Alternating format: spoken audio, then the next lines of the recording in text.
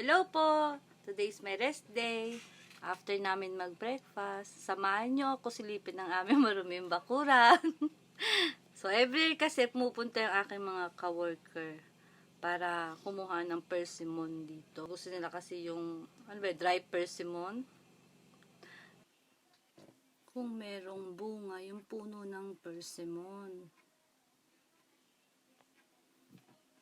So, ayan, meron palang bunga yung ating puno ng persimmon. Taglagas na pala dito or aki season sa Japan. Kaya medyo naglalagas na yung mga dahon. Tsaka medyo malamig na. Ayan lang yung aming likod bahay. Medyo makulimlim ngayon. Tsaka malungkot, 'di ba? So lapitan natin yung aming puno ng persimmon. Nakakatakot, no? Walang tao. Sana walang ahas dito, ha? Puro damo kasi. Ano ba yan?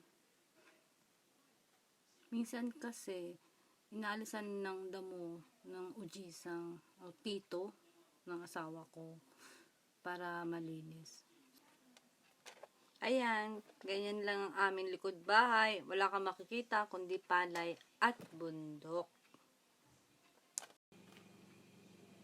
And katatapos lang pala nila mag-ani ng palay. Kaya yung ibang gamit nasa labas pa at hindi pa naitatabi sa loob. Next time naman guys, samahin nyo ako gumawa ng dry persimmon. See you guys. Salamat. God bless all.